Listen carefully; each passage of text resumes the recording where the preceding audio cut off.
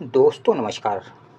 आज हम एक सुंदर सी बहुत ही रोचक कथा लेकर आए हैं। इसका शीर्षक है रावण राज। तो दोस्तों कथा की तरफ चलते हैं। कथा इस प्रकार है। लंका नगरी सोने की थी। हर गलियों में स्वर्ण खंभे, चांदी के दरवाजे और रत्न जड़ित महल खड़े थे। लेकिन उस नगर की सबसे बड़ी पहचान थी रावण दशानन लंकेश, विद्यानिधान, शिवभक्त और परम तेजस्वी राजा।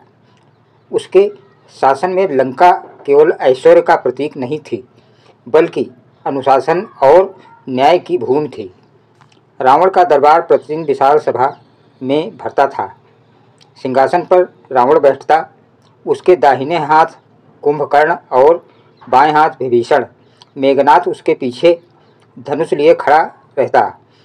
सभा के द्वार पर यक्ष, राक्षस और नाग अपने अपने हथियारों के साथ पहरा देते। हर सुबह रावण शिव नाम का स्मरण कर अपने दिन की शुरुआत करता था। रावण को गर्व था कि लंका में कोई भूखा नहीं सोता, कोई अन्याय नहीं होता। उसके मंत्री माली, सुमाली और मारीच जैसे बुद्धिमान राक्षस प्रशासन संभालते थे। उसने लंका को समृद्ध बनाने के लिए न केवल युद्ध बल बल्कि नीति और विद्या से भी उसे उन्नत किया। कहते हैं कि जब रावण ने बाल्यकाल में ही महर्षि पुलस्त से वेद और शास्त्रों का अध्ययन किया तो उसकी बुद्धि किसी देवता से कम न रही। उसने चारों वेद, 6 शास्त्र, 9 रस और समस्त तंत्र विद्या का ज्ञान प्राप्त किया। फिर उसने कैलाश पर्वत जाकर स्वयं महादेव की आराधना की। सहस्र वर्षों तक उसने तप किया। जब तक उसकी देह अग्नि में झुलसने न लगी तब तक उसने ध्यान नहीं तोड़ा। प्रसन्न होकर महादेव ने उसे वर दिया, हे रावण, तू अद्भुत बलशाली और बुद्धिमान होगा। तेरी मृत्यु केवल तेरा अभिमान करेगा। रावण ने प्रसन्न होकर शिव जी से आत्मलिंग मांगा, जो स्वयं भगवान की शक्ति से युक्त था। शिव ने यह शर्त रखी कि यदि रास्ते में कहीं इसे रख दिया तो वो वहीं स्थिर हो जाएगा। रावण सहमत हुआ, पर जब देवताओं ने छल से उसे रुकवाया, आत्मलिंग गोकर्ण में स्थापित हो गया। रावण ने उसे उखाड़ने का प्रयास किया पर असफल रहा। तभी से वो स्थान गोकर्ण महाबलेश्वर कहलाया। रावण ने अपने शासन को 3 मूल स्तंभों में खड़ा किया, ज्ञान, शक्ति और अनुशासन। उसने नियम बनाया कि लंका में हर कोई अपने कर्म से स्थान पाएगा। जिसने विद्या सीखी है उसे गुरु का सम्मान मिलेगा, जिसने शौर्य दिखाया उसे योद्धा का दर्जा। उसने अनाज, जल और धन का न्यायपूर्ण वितरण किया। लंका के कारीगर सोने से भी अधिक मूल्यवान थे। वो स्वयं उसके कार्य का निरीक्षण करता। रावण रात को राजमहल के शीर्ष पर खड़ा होकर लंका की रौनक देखता और गर्व से मुस्कुराता। किंतु इस गर्व में धीरे धीरे अहंकार प्रवेश करने लगा।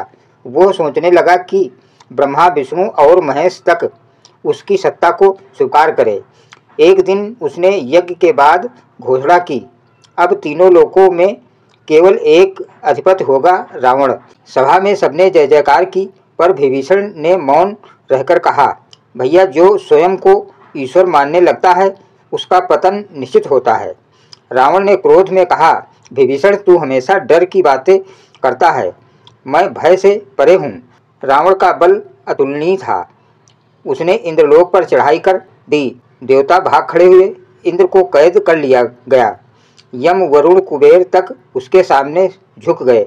लंका में उसका वैभव चरम पर था। स्वर्ग की अप्सराएं तक रावण के दरबार में गान करने लगी। परंतु देवताओं ने विष्णु से प्रार्थना की, हे प्रभु, रावण ने धर्म की सीमाएं लांघ दी हैं। विष्णु मुस्कुराए, समय आने पर उसका अंत उसी के कर्म से होगा। रावण को यह आभास नहीं था कि उसका अभिमान ही उसकी हार का कारण बनेगा। एक दिन जब वो दंडक वन में भ्रमण कर रहा था, उसकी बहन शूर्पणखा वहाँ पहुँची। उसने बताया कि वहाँ एक सुंदर मानव युगल वन में रहते हैं, राम और सीता। शूर्पणखा ने कहा, भैया, यह स्त्री अद्वितीय सुंदर है। यदि उसे तुम लंका ले आओ तो सारी अप्सराएं फीकी लगेंगी। रावण पहले हंसा, पर जब मारीच ने भी सीता के सौंदर्य का वर्णन किया तो उसके मन में वासना का बीज अंकुरित हो गया। उसने योजना बनाई और मायावी रूप में सीता का हरण किया।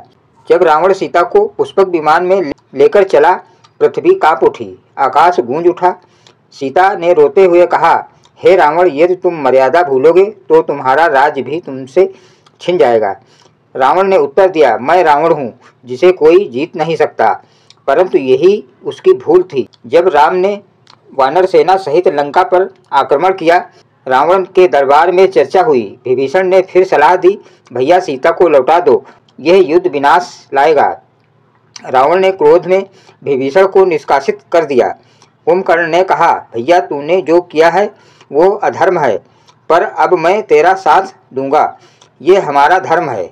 युद्ध प्रारंभ हुआ। लंका की धरती पर हर दिन रक्त बहा।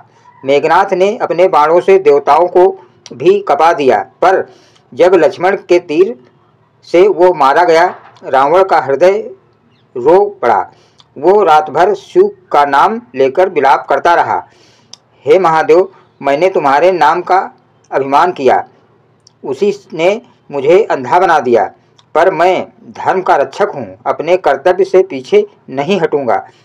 अगले दिन स्वयं रावण भूमि में उतरा। उसका रथ विशाल, सुनहरा और रत्न जड़ित था। उसने राम को देखकर कहा, अयोध्यापति राम, तू मनुष्य है, मैं राक्षस। यह युद्ध देवताओं को भी कांपने पर मजबूर कर देगा। राम ने उत्तर दिया, रावण, धर्म और अधर्म का यह युद्ध है, देखना है कौन विजयी होता है। युद्ध भयंकर हुआ, आकाश तीरों से भर गया। रावण के 10 मुख एक साथ गर्जना करने लगे, पर राम के एक एक बाण ने उसके प्रत्येक सिर को झुका दिया। अंततः राम ने ब्रह्मास्त्र छोड़ा और वो सीधे रावण के हृदय में धंस गया। रावण की देह गिरते हुए भी गर्भ से उठी। उसने मुस्कुराकर कहा, राम, तू विजयी हुआ क्योंकि तू धर्म के पक्ष में था। मैं पराजित हुआ क्योंकि मेरा धर्म मेरे अहंकार में डूब गया। रावण के गिरते ही लंका की रौनक मंद पड़ गई। सोने के महल उदास हो गए, राक्षस रोने लगे। जब युद्ध समाप्त हुआ, विभीषण ने राज्य संभाला। राम ने कहा, विभीषण, रावण को राजसी सम्मान दो, वो राक्षस नहीं, महान विद्वान था। अगले दिन रावण की चिता सजाई गई। जब अग्नि जली तो आकाश में गूंज उठा, धर्म को छोड़ने वाला चाहे कितना ही बुद्धिमान क्यों ना हो, विनाश निश्चित है। रावण के अंत के बाद भी उसकी विद्या, उसके स्तोत्र और उसका संगीत अमर रहे।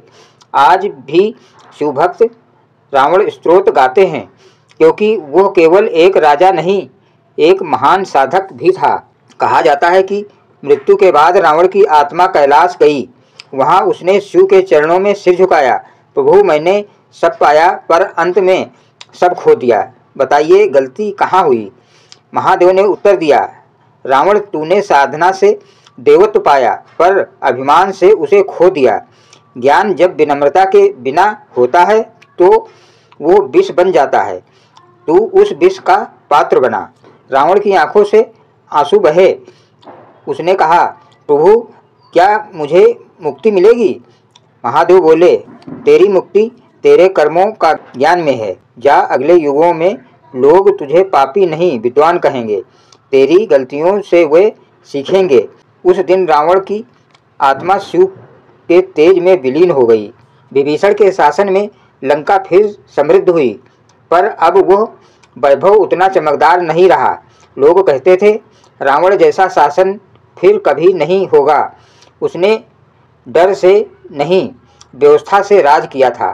लंका के वृद्ध आज भी बच्चों को बताते हैं, रावण ने कभी झूठ नहीं बोला, कभी अपने राज्य में अन्याय नहीं किया, उसने अपने मन पर नियंत्रण खो दिया। रावण का संगीत, उसका शिव तांडव आज भी गाया जाता है। हर शब्द में उसकी भक्ति झलकती है। ये वही रावण था जो शिव का प्रथम गायक बना, जिसने अपने शब्दों से ब्रह्मांड को झकझोर दिया। रावण की यह कथा केवल एक राजा के पतन की नहीं, बल्कि एक विद्वान के अभिमान की कथा है। उसने संसार को सिखाया कि यदि बुद्धि विनम्रता से ना जुड़ी हो तो वह विनाश का कारण बनती है। रावण का अमर संदेश। जब भी कोई व्यक्ति अपने ज्ञान, शक्ति या धन पर गर्व करता है, समय उसके कानों में धीरे से कहता है, सावधान, तू रावण मत बन। पर जब कोई व्यक्ति अपने कर्म, समर्पण और भक्ति से आगे बढ़ता है तो वही रावण श्रेष्ठ रूप को धारण करता है। वह रूप जो शिव का अनन्य भक्त था, जो वेदों का ज्ञाता था, जो संगीत का सृजन करता था। रावण का जीवन ये कहता है, यदि तुम रावण की विद्या अपनाओ तो तुम देवतुल्य हो जाओगे, पर यदि तुम रावण का अहंकार अपनाओगे तो तुम्हारा पतन निश्चित है। इस प्रकार लंकेश रावण के केवल इतिहास की कथा नहीं, बल्कि हर युग के मनुष्य के भीतर चल रहे संघर्ष का प्रतीक है। ज्ञान और अभिमान के बीच, धर्म और अहंकार के बीच, प्रकाश और अंधकार के बीच, और यही रावण राज्य की अमर कथा है। एक ऐसे राजा की जिसने स्वर्ग को जीता पर अपने मन को नहीं। तो दोस्तों, ये कथा कैसी लगी आपको? कमेंट करके हमें बताइए। सुनने के लिए धन्यवाद।